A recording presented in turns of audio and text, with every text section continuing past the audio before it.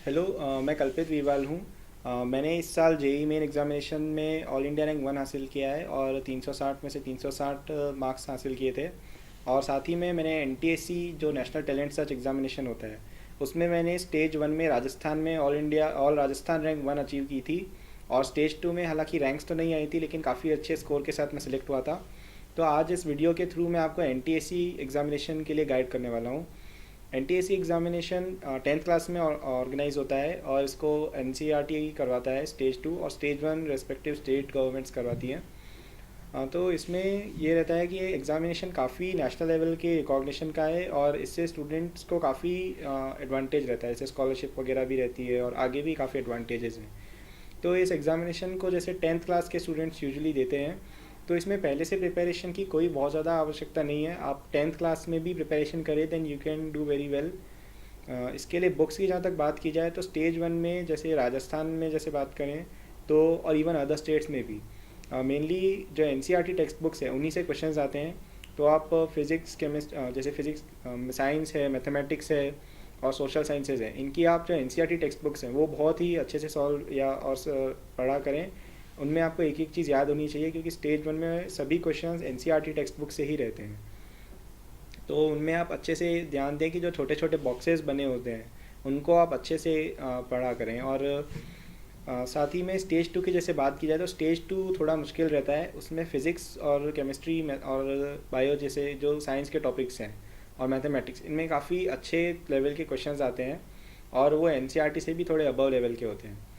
और mental ability और English भी जैसे एनटीएससी का पार्ट रहता है। इंग्लिश जस्ट फॉर क्वालिफिकेशन होता है कि आपको एक मिनिमम कट ऑफ पार करना होता है, जो आप उसके अलावा जो भी स्कोर कर रहे हो वो आपके रैंक में काउंट नहीं होगा।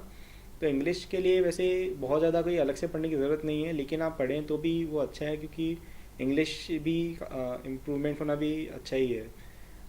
मेंटल एबिलिटी के लिए आपको स्पीड पे ध्यान देने की आवश्यकता है, क्योंकि स्टेज 1 और स्टेज 2 दोनों में मेंटल एबिलिटी में स्पीड बहुत इंपॉर्टेंट रहती है। क्वेश्चंस लगभग 40 से 50 के बीच क्वेश्चंस आते हैं और उनको आपको 45 मिनट में सॉल्व करना होता है, यानी एक क्वेश्चन के लिए 1 मिनट। तो आपको बहुत सारे क्वेश्चन सॉल्व करने चाहिए मेंटल एबिलिटी के, ताकि आपको उस समय जो भी ट्रिक्स इन्वॉल्व होती हैं या जो भी लॉजिक है वो उसी समय आपको तुरंत क्लिक हो। तो उसमें यही है कि आप जितनी ज़्यादा क्वेश्चंस की प्रैक्टिस करोगे, जितने ज़्यादा आप टॉपिक्स या नए तरह के क्वेश्चन सॉल्व करोगे, जितने अलग अलग लेवल के क्वेश्चन सॉल्व करोगे, उतना ज़्यादा आपका एनटीएससी में स्कोर इम्प्रूव होगा। स्टेज 1 में तो मेनली इजी क्वेश्चंस ही रहते हैं, और दोनों में ही, सैट में भी और मैट में भी, स्कॉलस्टिक एप्टीट्यूड टेस्ट और मेंटल एप्टीट्यूड टेस्ट, तो दोनों में ही आपको मेनली ध्यान देना है एनसीईआरटी टेक्स्ट बुक पर, और मेंटल एबिलिटी में आप बहुत सारे क्वेश्चंस निकाल के जाएँ।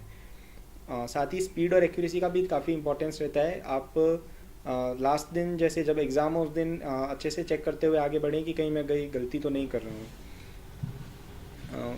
जैसे जो फॉर्मेट रहता है वो यही रहता है कि लगभग 180 से 200 के बीच क्वेश्चंस आते हैं डिपेंडिंग ऑन स्टेट।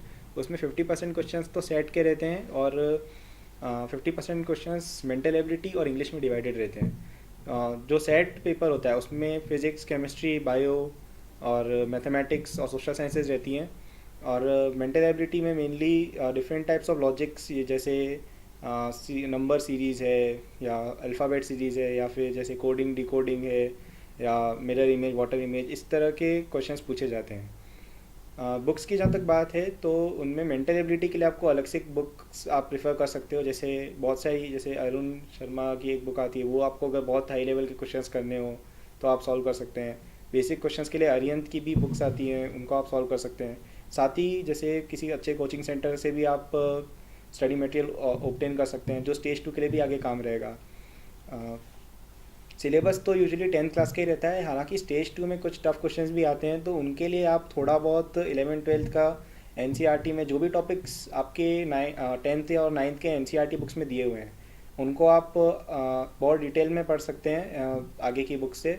लेकिन उसमें बहुत ज़्यादा जाने की ज़रूरत नहीं है, क्योंकि स्टेज 2 में भी आप अगर 10th एनसीईआरटी बहुत अच्छे से प्रिपेयर करेंगे तो आप उसको क्लियर कर सकते हैं। इसमें आपको बोर्ड और आपका जो 10th बोर्ड है और जो एनटीएससी एग्ज़ाम, उसमें टाइम अलॉटमेंट में भी बहुत ज़्यादा दिक्कत नहीं है, क्योंकि स्टेज 1 तो इंडिपेंडेंट नहीं रह, मतलब जो आपका बोर्ड एग्जामिनेशन का सिलेबस है और एनटीएससी का सिलेबस है वो दोनों ऑलमोस्ट सेम ही है। और उसमें कोई ऐसा नहीं है कि आपको अलग से पढ़ना पड़ेगा। हाँ, हालांकि मेंटल एबिलिटी के लिए थोड़ा बहुत आप टाइम निकाल के क्वेश्चन सॉल्व किया करें।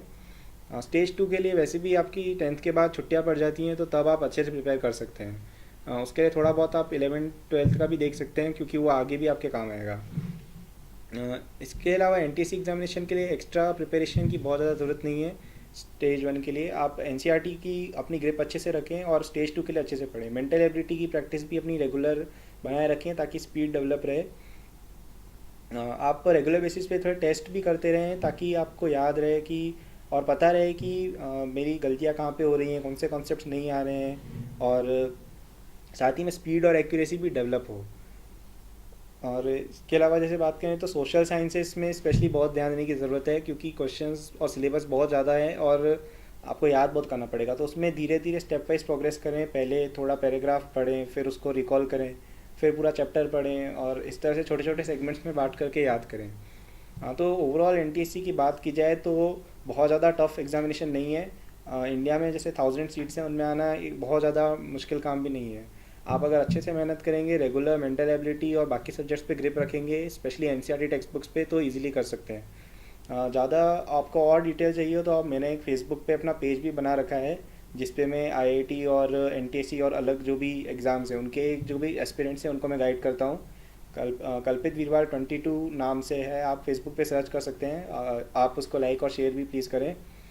यदि आपको ये वीडियो अच्छा लगा हो तो लाइक करें, और दिल्ली नॉलेज ट्रैक को सब्सक्राइब करना ना भूलें। Thank you.